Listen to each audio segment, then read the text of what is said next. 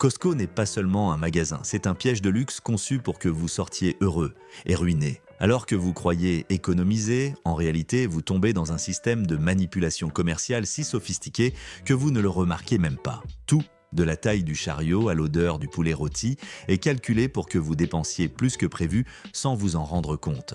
Ici, il n'y a pas de hasard, seulement des stratégies chirurgicales qui transforment vos impulsions en or.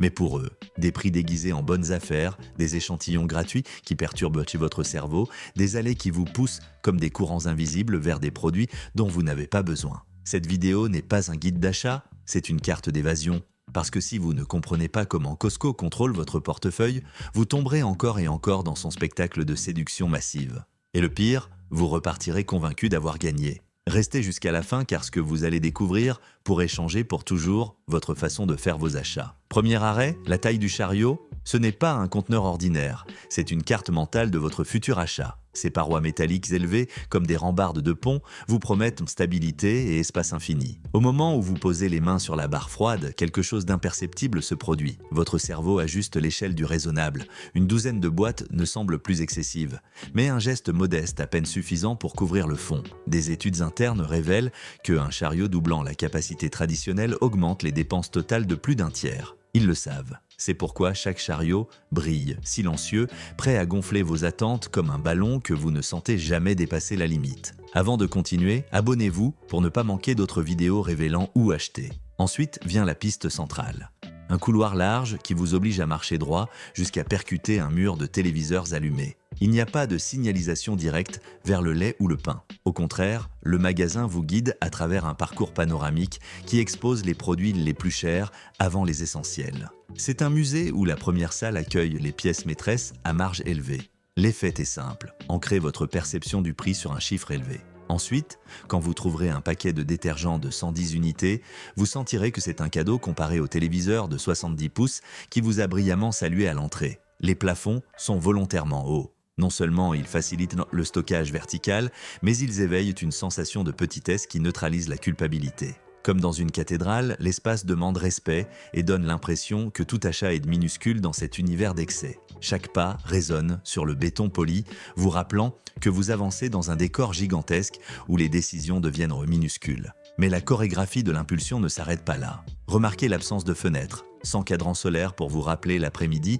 le temps se dilue. La musique douce est presque inaudible, un murmure qui empêche le silence total et évite que vous vous concentriez trop sur le passage des minutes. Tout est calibré pour que le seul rythme soit celui de vos roues. Et si vous vous demandez pourquoi les dégustations apparaissent aux intersections principales, c'est parce que l'odeur du fromage fondu flotte plus loin que n'importe quel signal de remise, guidant vos sens comme des miettes de pain vers des zones que vous auriez autrement évitées. Ici, le design est un conte sans parole où chaque étagère murmure « Achetez-moi ». Et la plupart répondent sans s'en rendre compte. Arrêtez-vous maintenant devant n'importe quelle étiquette. Cela ressemble à un rectangle blanc avec des chiffres noirs, rien de plus. Pourtant, elle renferme un dialecte que seuls les initiés peuvent déchiffrer. Si le prix se termine par 97 centimes, vous êtes face à une liquidation discrète. Quelqu'un au siège central a décidé que la marchandise devait partir et a utilisé ce chiffre comme phare pour les attentifs. Celui qui connaît le signe se sent chasseur de trésors et célèbre chaque 97 comme s'il trouvait des pépites d'or dans un cours d'eau secret. Pour sa part, les prix se terminant par 49 ou 00 sont l'œuvre du directeur local. Il s'agit de réductions tactiques pour écouler l'inventaire qui dort trop longtemps sur les palettes. C'est le clin d'œil privé d'un capitaine qui doit alléger l'entrepôt avant l'arrivée du prochain chargement. Beaucoup d'acheteurs passent à côté, pensant que ces terminaisons sont un caprice du hasard, alors qu'en réalité, leurs portefeuilles apprécieraient le geste. Plus haut, presque caché, se trouve l'astérisque. Cette minuscule étoile, placée dans le coin supérieur droit du panneau, équivaut à un sablier sans sable visible. Cela signifie « dernière chance ». Quand vous voyez l'étoile, vous savez que le produit ne reviendra pas. Cela peut être un lot saisonnier ou une expérience ratée, mais il est toujours accompagné d'une remise qui ne sera pas annoncée avec des ballons ni des haut-parleurs. L'astérisque est le murmure qui indique la porte de sortie. Maîtriser ce code transforme chaque allée en un plateau stratégique. Pas d'improvisation. Vous regardez le chiffre, traduisez le message et décidez avec la froideur d'un joueur professionnel. Ainsi, vous transformez le désordre apparent en une carte avec des itinéraires clairs. Vous voyez ce que les autres ignorent et chaque achat cesse d'être un saut de foi pour devenir un mouvement calculé. Comprendre la clé ne garantit pas l'économie. Beaucoup voient 97 et lancent le produit dans le chariot sans se demander s'ils en ont besoin ou si, en dehors de ces murs, il existe une meilleure offre. Le chiffre agit comme un sort. Il vous convainc que la décision a déjà été examinée par un expert et que tout doute est de l'ingratitude. Cette confiance automatique fait partie du plan. Nous arrivons maintenant à l'allée de l'abondance où les tours de carton imitent des murailles médiévales et chaque paquet affiche des chiffres dépassant toute liste de courses conventionnelle. C'est le royaume du volume, la zone qui promet des économies par centimètre cube. Cependant, derrière l'excitation initiale se cache une vérité inconfortable. Grand ne signifie pas toujours bon marché. 7 acheteurs sur 10 supposent que la taille équivaut à des économies automatiques. Ce biais s'active lorsque vous voyez 24 barres de granola emballées comme un bloc dissuasif.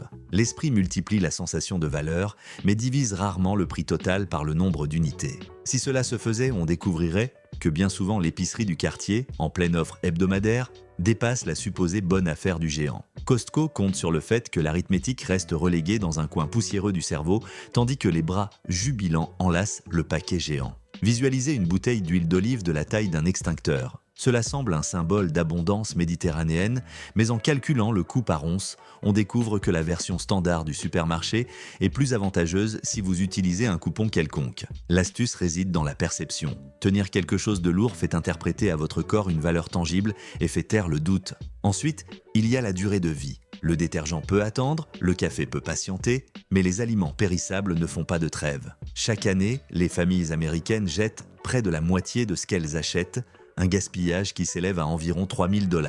Ajouter des boîtes géantes à cette équation multiplie la tragédie. La laitue croque pendant quelques jours, pas des semaines. La carotte vieillit en silence jusqu'à devenir caoutchouteuse.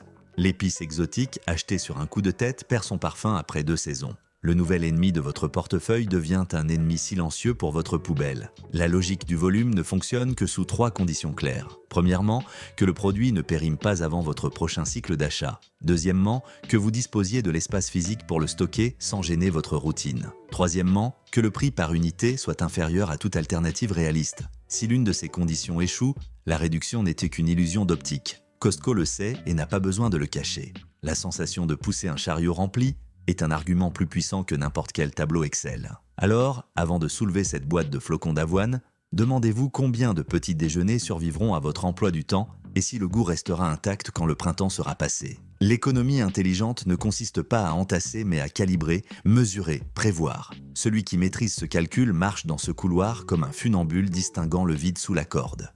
Tournez maintenant à droite et suivez la trace qui traverse le bâtiment comme un souffle épicé.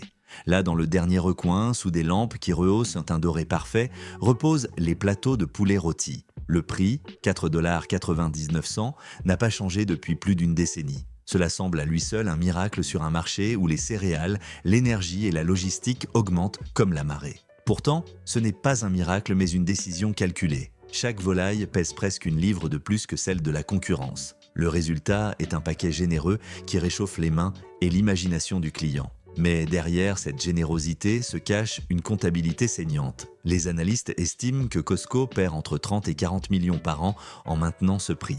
Dans toute autre entreprise, ce serait de la folie. Ici, cela fait partie du plan maître. Le poulet est placé à l'arrière car l'entreprise veut que vous traversiez tout le front de bataille avant d'y parvenir. Le parfum se diffuse dans les allées et fonctionne comme les petits cailloux d'Hansel et Gretel. Pour obtenir votre dîner, vous devez passer devant des boîtes de céréales de la taille d'un coffre à bagages, des piles de serviettes aussi douces qu'un pacte de silence et des bouteilles de vin qui promettent d'abolir tout après-midi gris. Peu arrivent à la caisse avec seulement le poulet. La dépense moyenne supplémentaire dépasse 25 $, transformant le sacrifice en véritable bonne affaire. Costco a transformé ce poulet en héros tragique qui se sacrifie pour que ses compagnons d'étagère prospèrent. C'est un produit d'appel, peu importe que l'entreprise alourdisse sa propre perte, car le poulet remplit votre chariot avec d'autres articles à forte marge. De plus, il nourrit un récit de confiance. Si quelque chose d'aussi appétissant et volumineux peut rester bon marché, le subconscient en déduit que le reste des prix est également honorable. La leçon est crue.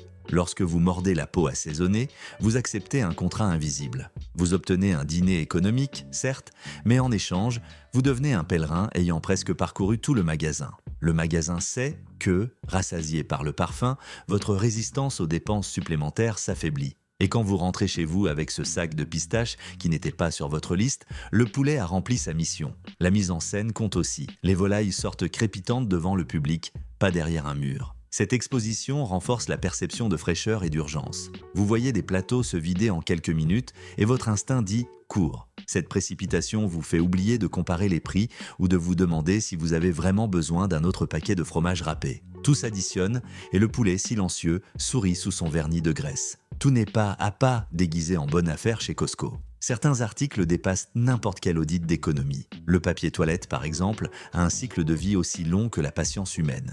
Chaque feuille conserve sa fonction, quelle que soit la saison, et le prix unitaire chute drastiquement lorsqu'on l'achète en gros. Le détergent concentré partage cette vertu, et les grains de café scellés sous vide conservent leur arôme même après plusieurs mois de stockage. Ces achats sont une déclaration de stratégie et de discipline. Mais l'allée de la fraîcheur raconte une autre histoire. Les salades en barquettes transparentes montrent des couleurs vives qui promettent une alimentation vertueuse. Cependant, leurs feuilles vertes sont les premières à devenir une boue sombre lorsque la motivation faiblit. Il en va de même pour les énormes régimes de bananes, les pots de fruits rouges et les boîtes d'œufs qui semblent conçues pour approvisionner une cafétéria entière. Acheter rapidement sans plan, c'est signer un pacte avec les déchets. Les épices méritent un chapitre à part. Elles sont à une extrémité du spectre. Bon marché au gramme, mais ruineuses à long terme. Un pot de paprika de la taille d'une brique peut mettre 5 ans à être consommé dans une cuisine moyenne. Pourtant, au bout de 6 mois, son goût a déjà tourné et s'échappe de par le couvercle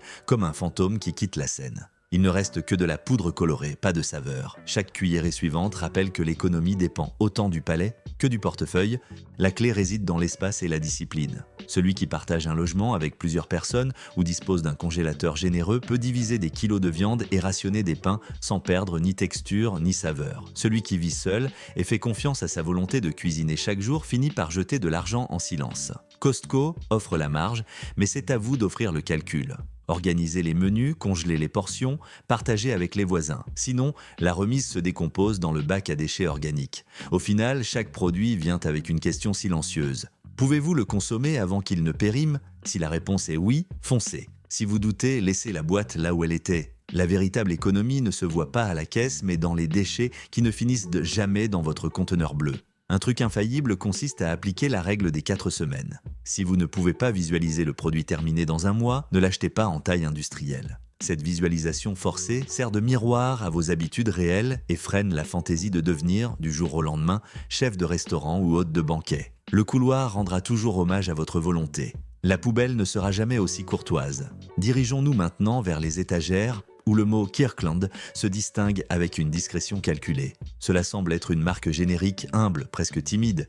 Mais derrière cette modestie se cache une ambition claire, surpasser les références premium sur leur propre terrain. Les piles Kirkland naissent sur la même ligne que celles qui produisent dans les Duracell les plus connus. La vodka est distillée dans une distillerie française identique à celle de Grey Goose.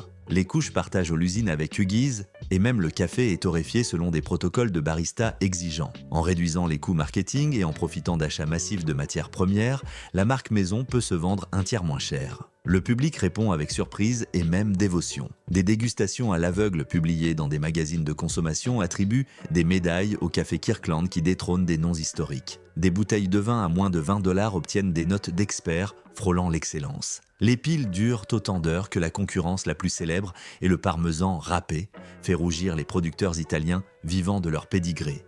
Mais aucun récit n'est parfait. Le papier absorbant se défait trop tôt et cède le terrain à la première flaque graisseuse. Le détergent domestique perd la bataille contre les taches d'herbe que Tide efface sans effort. Le thon en conserve est pâteux et le bacon réduit de moitié jusqu'à ressembler à un souffle de lard. La polémique explose avec le papier toilette. Pour certains, il est digne héritier des nuages, pour d'autres, il est si rugueux qu'il blesse la dignité plus que le portefeuille. Cette dualité oblige à réfléchir. Kirkland n'est pas un raccourci infaillible, mais un catalogue qui demande de l'expérience. Il faut essayer, comparer et décider. Si vous réussissez, vous obtenez une qualité suprême à prix humble. Si vous vous trompez, vous restez avec un lot de rouleaux rugueux qui dureront 6 mois. Et chaque visite aux toilettes rappellera votre erreur. C'est la mise implicite que Costco met sur la table et des millions l'acceptent chaque jour avec une confiance construite sur la réputation et les économies précédentes.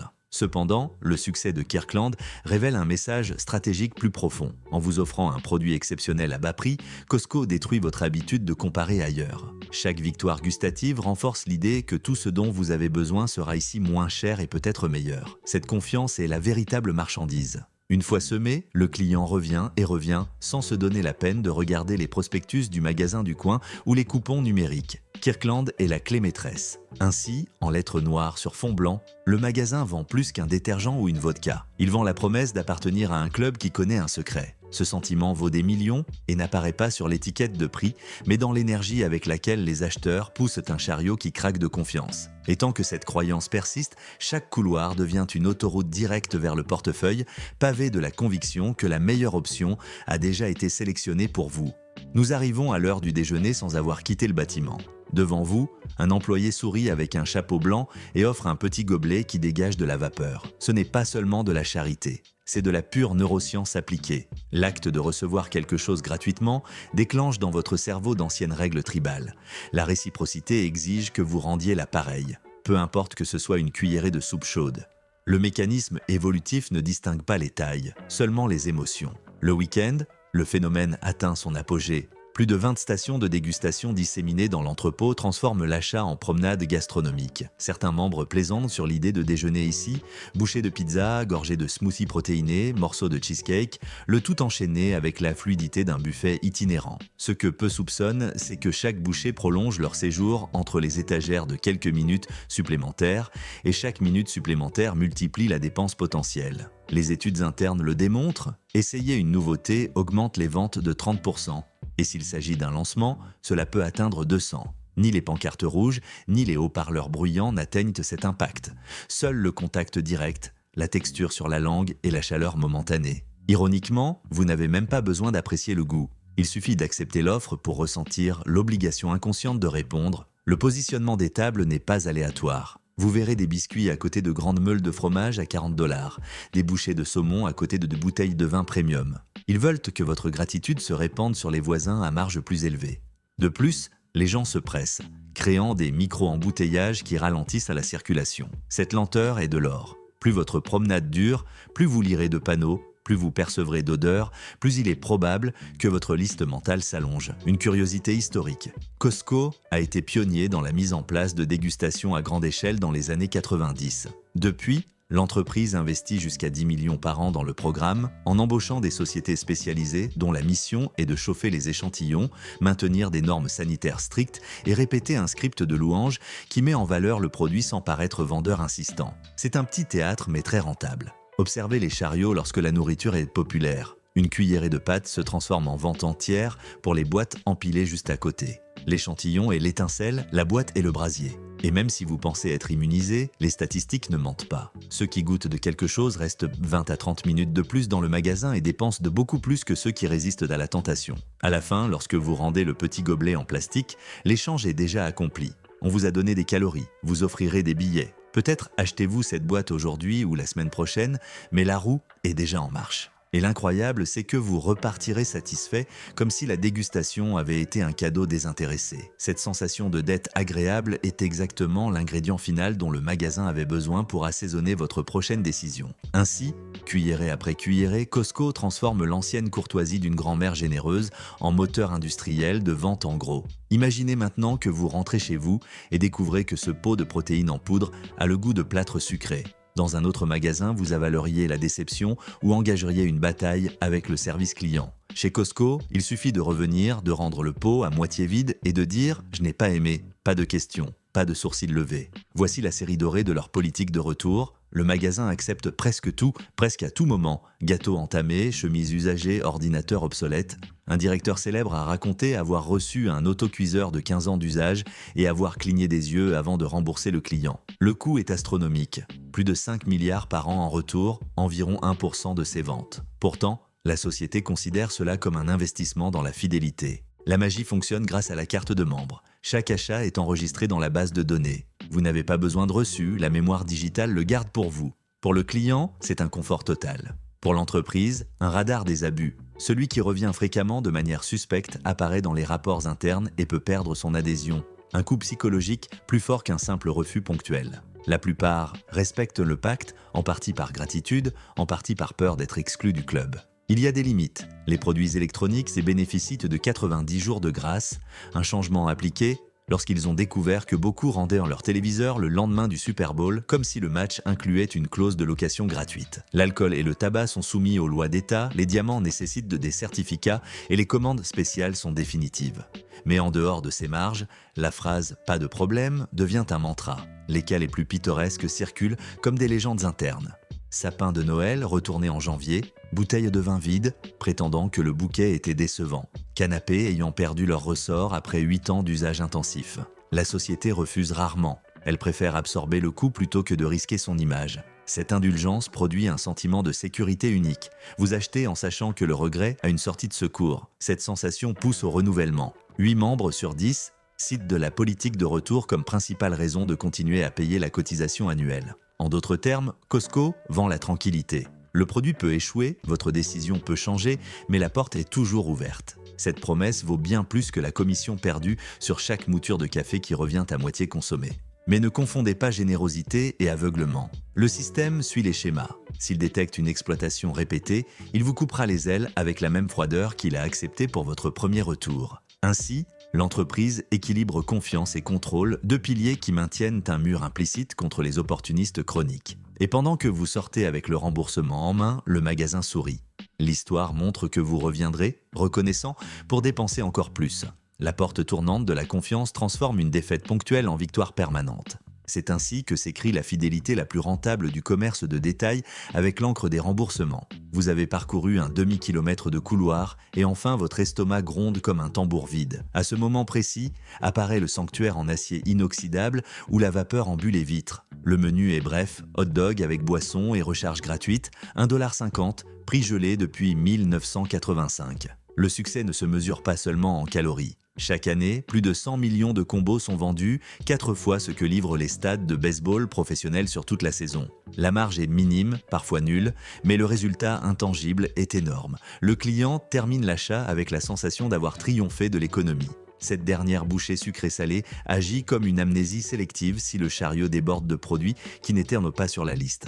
Les psychologues du marketing appellent cela l'impression finale. Vous terminez l'expérience avec un souvenir agréable et peu coûteux et le cerveau classe la visite sous l'étiquette « bonne affaire ». C'est pourquoi de nombreux membres affirment que seul le hot dog paie déjà l'adhésion. Si vous venez une fois par semaine et comparez avec n'importe quel fast-food, le compte penche en faveur de cette affirmation. La file avance vite, verre en main, le jet de soda bouillonne pendant que vous pensez au chemin jusqu'à la voiture. Dans ces derniers pas, un sentiment de victoire domestique vous envahit. Curieusement, ce triomphe est subventionné par les achats à forte marge réalisés auparavant. Le magasin sacrifie le bénéfice du snack pour sceller votre fidélité au goût d'oignon croustillant. Ainsi, pendant que vous essuyez la moutarde de votre lèvre, vous terminez le rituel avec une conviction qui vaut plus que n'importe quelle publicité télévisée. Vous reviendrez. Et le magasin le sait, cette certitude alimente la roue de consommation et maintient ferme la promesse que certaines choses, au moins ici, ne changent jamais. Vous pouvez être satisfait, mais votre voiture est encore assoiffée. Et Costco y a déjà pensé. Dans les parkings, des rangées de pompes sous des marquises longues, comme des hangars s'élèvent. Plus de 500 stations aux États-Unis distribuent du carburant à un prix avantageux de 20 à 44 cents par gallon par rapport à la concurrence. La formule combine 3 ingrédients. Premièrement, le volume. Le magasin négocie avec les pétrolières comme s'il achetait des conteneurs de biscuits, obtenant d'énormes remises. Deuxièmement, une marge minime. Alors que la station du coin ajoute 15 ou 20 cents, Costco se contente de 7 ou 10. Troisièmement, des commissions bancaires réduites. Ils n'acceptent que le débit ou leur propre carte, économisant le 3% habituel. Cependant, l'économie a sa pénitence. Les temps d'attente aux heures de pointe peuvent frôler 20 minutes. Le week-end, le matin, la veille des vacances, à midi, certains emportent un encas pour la file et plaisantent sur le fait de le manger ensuite dans l'aire de restauration. D'autres utilisent la longueur de la file comme indicateur de la fin du monde. Si vous arrivez à la pompe sans attendre, quelque chose de grave se passe. Les ingénieurs ont ajouté une solution élégante. Les tuyaux sont si longs qu'ils atteignent n'importe quel côté du véhicule, éliminant la danse des manœuvres pour aligner le réservoir. On dit que relier tous les tuyaux de Costco suffirait à remplir une voiture garée dans l'état voisin. Exagération humoristique mais pas trop. La qualité n'est pas sacrifiée non plus. Le carburant répond à la norme top tier, un standard supérieur aux exigences fédérales qui protègent le moteur et promet moins de sédiments. Ainsi, Costco maintient la narration selon laquelle le prix bas n'implique pas de renoncer à l'excellence. La station, comme le poulet ou le hot dog, fonctionne selon une logique de profit différée. Il ne gagne peut-être que quelques centimes par gallon, mais chaque conducteur qui remplit son réservoir est un acheteur qui franchira à nouveau le seuil du magasin. Et s'il ne le fait pas aujourd'hui, il le fera lorsqu'il se souviendra de l'économie enregistrée sur son application bancaire. Tout reste connecté dans une chaîne qui commence à la bouche de la pompe et se termine à la caisse.